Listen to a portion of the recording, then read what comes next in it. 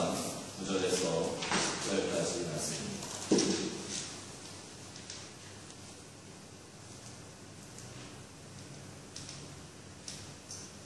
제가 공독하겠습니다. 내가 만일 내 입으로 예수를 주로 시인하며 또 하나님께서 그를 죽은 자 가운데서 살리신 것을 내 마음에 믿으면 구원을 받으리라.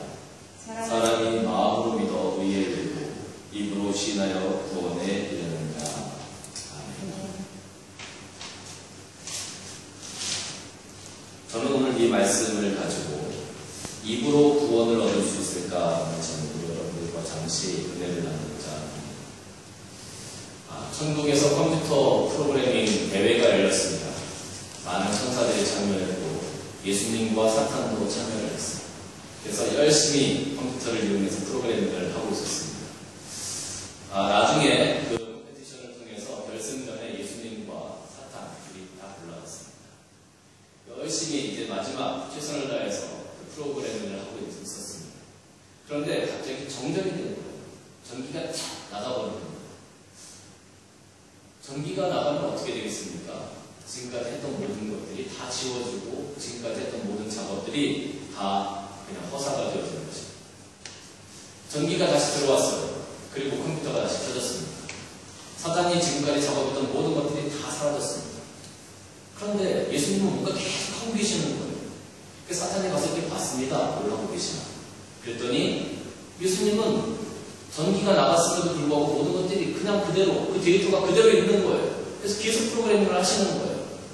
사탄이 불평을 했습니다. 아니, 이거 불공평합니다.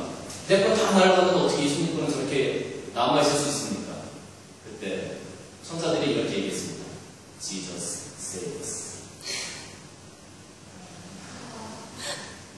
예수님은 우리를 구원하시죠. Jesus save us. Jesus save us. 지저스가 그것을 다 저장했다. 이런 의미거든요. 예, 하나의 조크입니다.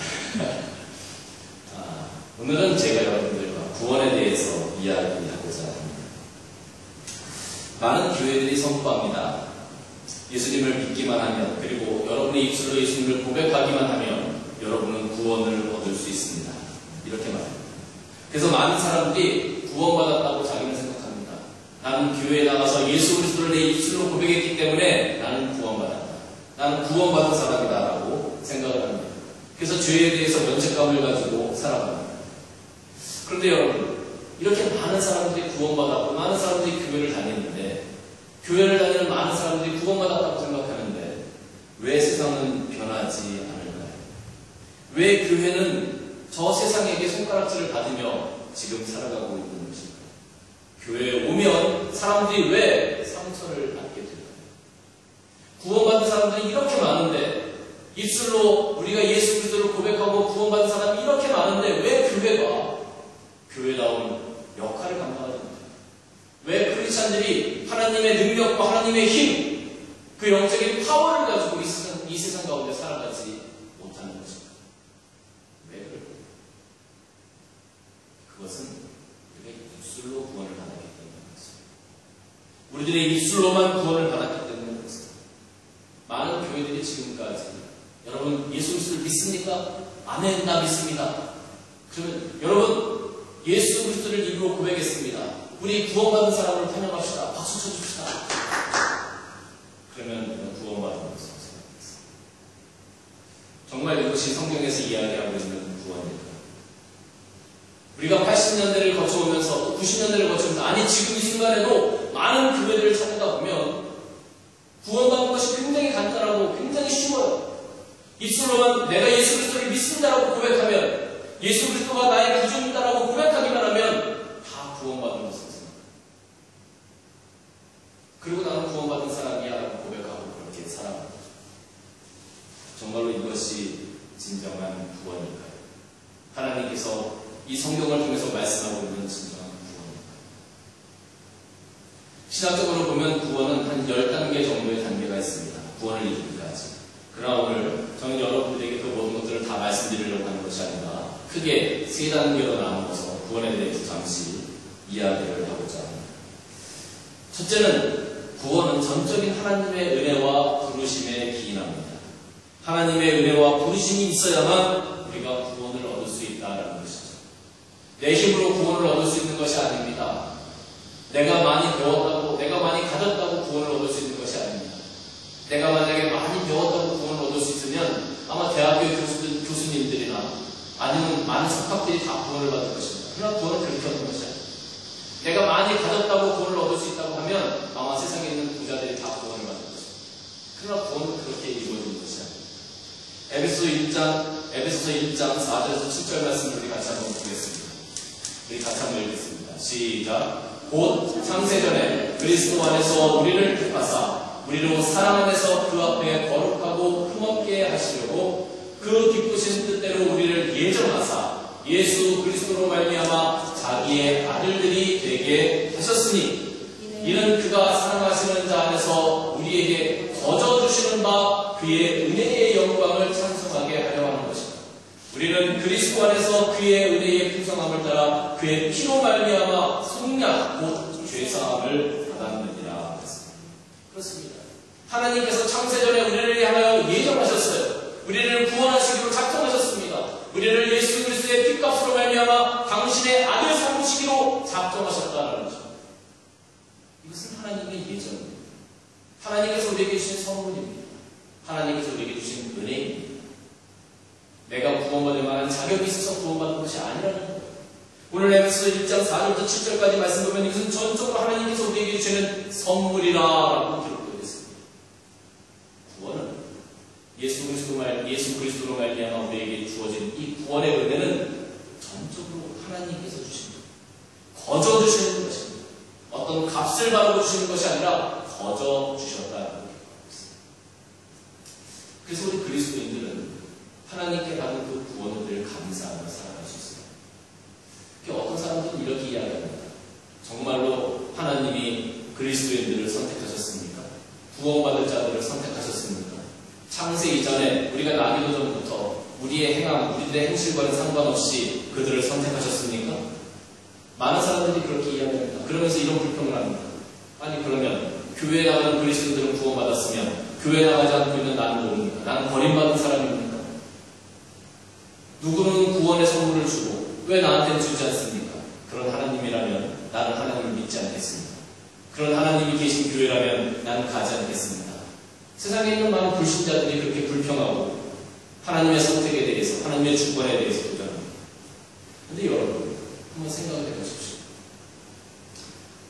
어떤 자녀를 낳을 수 없는 부모가 고아원에 갔습니다. 그래서 거기에 있는 많은 고아들 중에서 한 명을 선택해서 자기의 아들로 사모를 겁니다. 그래서 거기 있는 아이들을 보다가 한 명을 선택했습니다. 그리고 자기의 아들로 삼았습니다. 그러면 그 선택받은 아이는 얼마나 감사하겠습니까? 그 고아원에서 그 정말 열악한 환경 속에서 살아가다가 이제 부모님을 만나게 되었고 사랑을 받게 되었고 그 부모가 가지고 있는 모든 것들을 함께 누리며 행복한 생활을 할 수 있게 되었습니다. 그 고아원이라는 곳에서부터 구원받아서 새로운 가정을 이끌고 새로운 가정 속에서 행복한 삶을, 미래가 있는 삶을 살아갈 수 있게 되었습니다. 얼마나 행복하겠습니까? 얼마나 좋겠습니까? 아마 선택받은 아이는 너무 감사하다고 아마 그렇게 생각을 할 것입니다. 그런데 반면 생각해 봅시다. 선택받지 못한 아이들이 그 양 부모님들을 향하여 이렇게 얘기합니다. 아니 아저씨, 왜 저 아이를 선택하고 나를 선택하지 않습니까? 저 아이가 할 수 있는 건 나도 할 수 있고 내가 저 아이보다 더 잘할 수 있는 것들이 많은데 왜 저 아이를 선택하고 나를 선택하지 않습니까? 라고 따진다고 생각해요. 여러분, 이게 말이 되는 겁니다. 말이 안 되는 겁니다. 고아원에 있는 그 누구도, 그 어떤 아이도 왜 나를 선택하지 않았냐고 선택한 그 부모를 향하여 손가락질하고 선택한 그 부모에게 원망하고 불평할 수 없습니다. 왜? 그 선택은 전적으로 그 부모들의 주권이기 때문입니다. 하나님의 주권입니다. 하나님께서 우리를 선택하시고 우리를 세우시고 우리를 자녀 삼아주신 것, 그것은 전적으로 하나님의 주권이에요. 그것을 가지고 불평하고 그것을 가지고 원망할 수 있는 부분이 아니라는 겁니다. 그런데 많은 사람들은 하나님이 불공평하다고 이야기합니다. 하나님은 공의롭지 못하다고 이야기합니다. 왜? 나는 선택하지 않고 그리스도인들을 선택했기 때문에 저는 그분들에게 이야기해 주고 싶습니다. 교회로 오십시오. 그리고 하나님을 향하여 여러분들이 선택받았는지 선택받지 못했는지 한번 물어보십시오. 그리고 하나님을 한번 만나보십시오. 그 자리에 서 있지 말고 교회로 나아오십시오. 라고 말합니다. 아마 그분들이 하나님을 만나는 그 순간 그분들은 깨달을 것입니다. 나 역시 선택받은 사람이었구나. 사랑하는 성도 여러분, 구원 불평등한 것이 아닙니다. 불공정한 것도 아닙니다. 교회 밖에서 아직 하나님을 만나지 못했다고, 아직 선택받지 못한 것처럼 느껴진다고 그것을 원망하거나 불평하시는 것이 아닙니다. 만약에 이 구원의 선택 때문에 여러분들 마음 가운데 불편함이 있거나 불평이 생긴다면 교회로 나오십시오. 그리고 하나님을 만나보십시오. 하나님이 무엇라고 여러분들에게 말씀하시는지 하나님을 만나보지도 않고 원망하거나 불평한다는 것은 정말로 어리석습니다. 하나님을 만나시면 여러분들의 삶이 놀랍게 변하게 될 것입니다. 그렇습니다. 이 구원은 전적인 하나님의 은혜입니다. 우리가 구원받지 못했다고, 우리가 아직 교회 밖에 있다고 원망할 것이 아니라 하나님의 은혜를 경험하기 위해서 우리는 이 자리로 나와야 합니다. 하나님께서 우리를 선택하여 주시고 이 자리에 있는 모든 분들을 하나님께서 선택하셨다면 선택받는 자로서 하나님 앞에 아름답게 감사하는 살아가시기를 주님의 이름으로 축원합니다. 두 번째는 우리의 응답이 필요합니다. 하나님께서 우리를 이렇게 부르실 때에 우리가 하나님의 부르심에 응답할 필요가 있습니다. 그것이 무엇이냐면 회개와 영접입니다. 우리는 하나님께서 우리를 부르시고 하나님께서 우리를 교회로 인도하시고 하나님 앞으로 우리를 부르실 때 나와 하나님의 그 선하심 앞에서 우리의 잘못과 우리의 죄와 우리의 더러운 모든 것들을 내려놓고 회개하는 그런 모습이 우리 삶 가운데 있어야 합니다. 고린도후서 7장 10절 말씀을 같이 한번 보겠습니다. 우리 같이 한번 읽겠습니다. 시작. 하나님의 뜻대로 하는 근심은 후회할 것이 없는 구원에 이르게 하는 회개를 이루는 것이요 세상 근심은 사망을 이루는 것이다. 하나님의 뜻대로 하는 근심은 후회할 것이 없는 구원에 이르게 하는 회개를 이루게 해줍니다. 우리가 회개함으로 말미암아 하나님께서 우리에게 주신 그 구원을 나의 것으로 만들어갈 수 있게 되어집니다.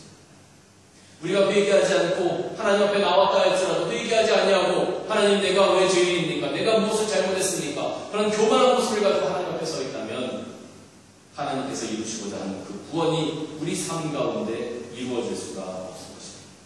우리가 하나님 앞에 그 부르심에 응답하여 나왔다면 철저한 자기 반성이 있어야 합니다. 하나님께서 우리를 부르셨을 때 철저한 나의 반성이 있어야 합니다. 내 삶 가운데 죄악이 무엇이었는지, 내 삶 가운데 고집이 무엇이었는지, 내 삶 가운데 붙들고 있는 완고함이 무엇인지, 내 삶 가운데 붙들고 있었던 이기심이 무엇이었는지, 내 삶 가운데 붙들고 있었던 우상이 무엇이었는지, 내 삶 가운데 붙들고 있었던 하나님보다 사랑하는 것이 무엇이었는지 그것을 우리는 철저히 하나님 앞에 내려놓고 회개해야 하나님 앞에 그렇게 회개하고 나아가야만 하나님께서 허락하신 구원이 우리 삶 가운데 이루어지는 것입니다. 야곱이 외삼촌 라반의 집에서 에서가 있는 고향으로 돌아올 때 야곱이 야곱 강가에 홀로 남았습니다. 그리고 그 자리에서 천사와 씨름을 했습니다. 천사와 밤새도록 씨름을 하면서 힘을 다해 씨름을 했더니 그 천사가 힘으로 야곱을 이길 수 없었기 때문에 그 환도뼈 있는 곳을 보내쳤습니다. 환도뼈가 위로를 했습니다. 다리를 절면서 그 천사를 붙들고 있지 않습니다. 당신이 나를 축복하기 전까지 내가 당신을 볼 수 없습니다. 그때 천사가 그 야곱의 이름을 이스라엘이라 바꿔줬습니다. 그리고 축복했습니다. 여러분, 저는 야곱이 그 야곱 강가에서 밤새도록 그렇게 천사와 씨름했던 그 씨름이 정말 단지 축복받기 위해서 그 복을 위해서 씨름했다고 생각하지 않습니다. 야곱이 그 천사와 씨름했다, 그것은 자기의 자신을 내려놓고 자기의 죄와 실현한 것이고 자기의 자신과 실현한 것이고 하나님 나를 인도해주세요. 하나님 나를 이끌어주세요. 하나님 나를 용서해주세요. 내가 하나님을 잊었던 것을 용서해주세요. 내가 다시는 하나님을 놓지 않겠습니다. 하나님, 나의 모든 것을 내려놓고 이제 주님을 바라보니 주님 나의 주인이 되어주십시오라고 하나님을 끝까지 붙들고 자기 자신과 씨름을 하는 것이 그런 회개의 모습이 우리 삶 가운데 있어요. 우리가 구원받은 것이 그냥 한순간에 우리가 입술로 고백한다고 구원되는 것이 아니라 이런 철저한 자기 반성과 회개가 있어야만 하나님께서 허락하신 그 구원의 부르심이 삶 가운데, 신앙 가운데 이루어진다는 거죠. 두 번째는 우리가 예수 그리스도를 영접할 수 있어야 합니다. 우리의 응답 가운데 회개와 영접이 있다고 했는데 이 영접은 예수 그리스도를 나의 구주로 고백하는 것입니다. 우리 요한복음 1장 10절에서 13절 말씀 같이 한번 보겠습니다. 시작. 영접하는 자, 곧 그 이름을 믿는 자들에게는 하나님의 자녀가 되는 권세를 주셨으니 이는 혈통으로나 육적으로나 사람의 뜻으로 나지 아니하고 오직 하나님께로부터 난 자들입니다. 오직 하나님께로부터 난 자들이다. 혈통이나 육적이나 사람의 뜻으로 되는 것이 아니라 오직 하나님의 뜻으로 나는 자. 구원은 이러한 자들에게입니다. 예수님께서 이 땅에 오셨습니다. 우리 죄 때문에 십자가에 달려 돌아가 주셨습니다. 큰 하나님의 은혜입니다. 큰 하나님의 사랑입니다. 그것을 우리가 진심으로 고백하고 하나님께서 나를 향하여 이런 기적을 이루셨다, 이런 은혜를 베푸셨다는 것을 인정할 수 있는 사람입니다. 그 사람들이 바로 하나님의 뜻으로부터 나는 자입니다. 아무나 고백할 수 있는 것이 아닙니다. 세상에 많은 사람들이 있습니다. 60억이 넘는 사람들이 있습니다. 그러나 그들 가운데 하나님의 은혜를 그들의 입술로 진정으로 고백할 수 있는 자들, 예수 그리스도를 구주로 고백할 수 있는 자들, 예수 그리스도를 나의 주인으로 고백할 수 있는 자들, 그들이 과연 몇 명이나 되겠습니까?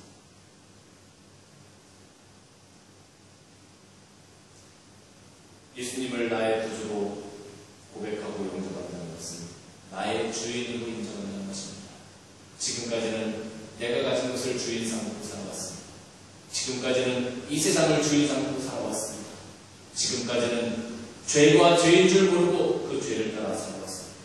그러나 이제 예수 그리스도를 영접하는 이 순간, 하나님의 구원이 이루어져가는 이 순간, 우리는 예수 그리스도를 나의 구주로 고백할 수 있어야 합니다. 그리고 예수 그리스도를 인정해야 합니다. 나의 모든 것들을 다 내려놓고 예수님께서 하라고 하시는 대로 우리는 행할 수 있어야 합니다. 만약에 주님이 우리의 주인이시라면 주인이 하라는 대로 하는 것이 종의 모습입니다. 예수님이 우리의 주인이시라면 우리는 예수님의 주인입니다. 종은 주인이 하라고 하는 대로 해야 합니다. 자기 뜻대로 하는 것이 아닙니다. 예수님은 우리의 선한 목자가 되십니다. 우리는 그의 어린 양들입니다. 양은 목자가 하라는 대로 해야 살 수 있습니다. 가라는 곳으로 가야 배불리 먹을 수 있고 가라는 곳으로 가야 그 갈증나는 목을 죽일 수가 있습니다. 목자가 가라는 곳으로 가지 않냐고 엉뚱한 방향으로 자기가 혼자 주인이 찾고 달려나가면 결국 그 험난한 세상 가운데 미리의 밥이 될 수밖에 없는 것입니다. 사랑하는 성도 여러분, 우리가 입술로 예수 그리스도를 고백하기 이전에 우리는 회개와 영접의 과정을 먼저 거쳐야 합니다. 아니, 여러분들이 만약에 입술로 예수 그리스도를 고백했다 해서 이 회개와 영접의 과정이 여러분 삶 가운데 없었다면 진정으로 구원의 과정에 이르지 못한 것입니다. 사랑하는 성도 여러분, 이 땅에 있는 많은 크리스찬들이 입술로 예수 그리스도를 고백합니다. 그리고 그것으로 끝입니다. 자기의 삶을 돌이키지 않습니다. 자기의 삶을 변화시키지 않습니다. 예수 그리스도를 나의 구주로 인정하지 않습니다. 나의 주인으로 고백하지 않습니다. 입술로만 예수 그리스도를 고백하고 자기의 삶은 자기의 마음대로 살아갑니다. 그것은 구원받은 자의 삶이야. 사랑하는 성도 여러분, 이제 여러분의 삶 가운데 철저한 회개와 예수 그리스도를 기쁨으로 영접하는 귀한 이 은혜의 삶들이, 은혜의 능력들이 나타나기를 주의 이름으로 축원합니다. 셋째는 우리가 성화의 과정이 필요합니다. 우리가 이 성화의 과정이라고 하는 것은 우리가 이 땅에서 살아가는 과정을 의미합니다. 우리가 저 천국에 이르기까지 우리는 이 성화의 과정을 따라가야 합니다. 성화 그러니까 좀 어려운데 다시 말하면, 좀 쉽게 말하면 거룩한 삶을 살아가야 된다, 이런 의미입니다. 하나님을 만나는 그 순간까지, 저 천국에 이르는 그 순간까지 우리는 거룩한 삶을 살아가야 합니다.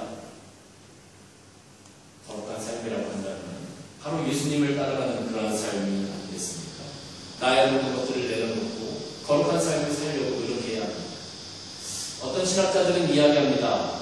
이 성화의 삶, 거룩하게 살아가는 이 삶은 전적으로 우리 사람들, 인간들의 몫이다. 인간들의 노력이다라고 이야기합니다. 왜냐하면 내가 의식적으로 결단하고 죄를 떠나야 하기 때문에 그렇습니다.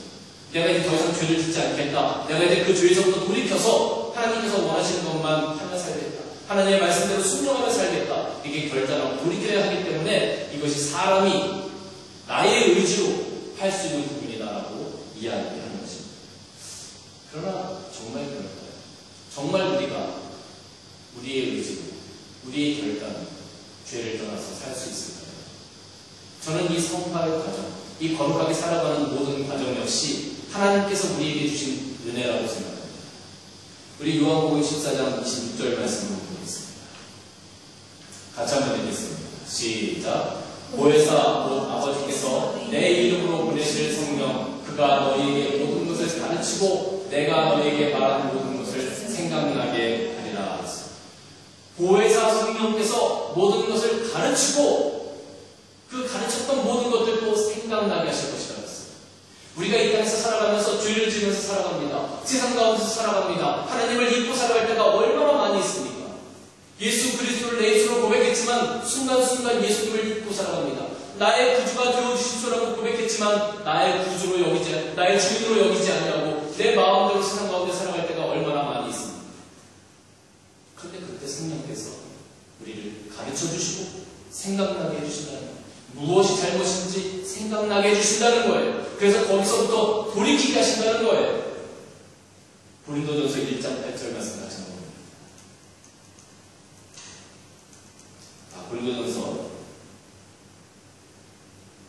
같이 한번 보겠습니다. 시작. 주께서 너희를 우리 주 예수 그리스도의 날에 책망할 것이 없는 자로 끝까지 정복해 하시죠.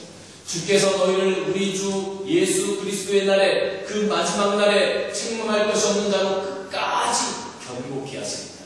성령께서 우리를 가르치시고 성령께서 우리에게 생각나게 하시고 무엇이 잘못인지 무엇이 죄인지 무엇이 우리가 우리 삶 가운데 실수한 것인지를 생각나게 하시고 주께서 우리를 붙잡아 주셔서 그 마지막 날에 책망할 것이 없는 자로 끝까지 우리를 견고한 반석 위에 살아가게 하시겠다는 거예요. 내가 살아가는 게 아니죠. 내가 성화를 이루어가는 게 아니죠. 내가 거룩한 삶을 살아가는 것이 아니죠. 우리들의 심성은 자꾸 죄악을 향해 나아가게 되어져 있습니다. 우리들의 심성은 인간의 본성은 자꾸 세상을 향해 나아가게 되어져 있습니다. 내가 거룩하게 살아갈 수 없습니다. 우리는 우리 심령 가운데 죄를 합니다. 그런데 그것을 생각나게 하시고 다시 한번 가르쳐 주시고 마지막 날까지 책망할 것 없이 우리를 견고하게 붙잡아 주시는 분, 그분이다. 예수 그리스도이심을 믿으시기를 바랍니다. 따라서 이 성화의 과정, 거룩하게 되어지는 이 과정은 우리가 하는 것이 아니에요. 하나님께서 주시는 은혜라고 고백할 수밖에 없는 것입니다. 사랑하는 여러분, 많은 사람들은 지금도 입술로 고백하면 구원을 얻는다고 생각합니다. 저는 이 입술로 고백하고 구원을 얻는 것, 그것은 이렇게 한번 생각해보았습니다. 사람이 목욕탕을 가는 것과 똑같아요. 사람들이 입술로 고백하고 나는 구원을 얻었습니다. 그것은 목욕탕에 입장하는 겁니다. 티켓을 끊습니다.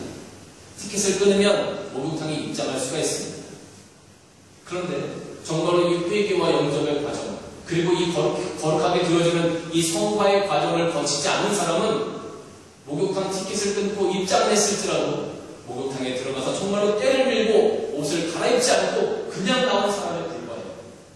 그러니까 사람들이 자꾸 손가락질하는 겁니다. 자기는 이야기합니다. 나는 목욕탕 갔다 왔어. 나 목욕탕 갔다 왔는데 목욕탕 티켓도 끊었어. 그 안에 들어가기도 했어. 근데 이 회개와 영접의 과정, 이 성화의 과정을 거치지 않았기 때문에 이 성화의 과정 속에서 자기 삶을 변화시키며 살아가고 있지 않기 때문에 그냥 그 더러운 세상의 때가 그대로 묻어있는 거예요. 더러운 모습으로 그냥 그대로 있는 거예요. 그리고 자기는 목욕탕을 갔다 왔다고 얘기합니다. 사람들이 보면서 손가락질하면서 웃을 수밖에 없지 않겠습니까? 정말로 우리가 구원 얻은 자들이라면 정말로 하나님 앞에서 이 구원에 대해서 정말로 신중하게 생각하고 정말로 내 자신과 신경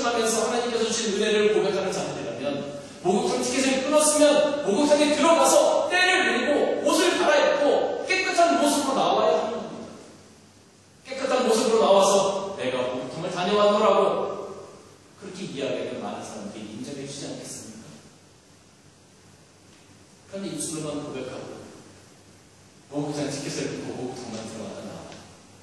찢지도 않고 나와요. 그리고 나서 나는 목욕탕에 다녀왔다 라고 이야기하면 모든 사람들이 비웃을 수밖에 없는 거죠.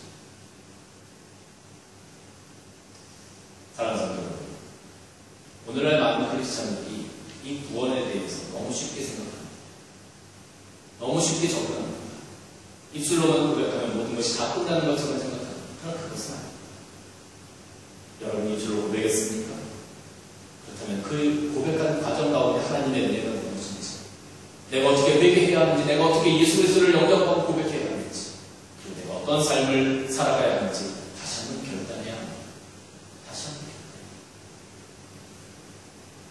결단. 그런 결단과 그런 삶의 변화와 그런 고백이 없이는 구원받았다고 어디 가서 얘기하지 마십시오. 그것은 목욕탕으로 티켓을 끊고 잠시 목욕탕 들렸다 나온 사람과 별다른 다를 것 같습니다. 저는 만약에 다른 사람들이 여러분들에게 구원받았습니까? 이렇게 묻는다면 여러분 이렇게 대답하시기를 바랍니다. 저는 하나님께서 내 이름을 생명책에 기록하셨을 것을 믿습니다.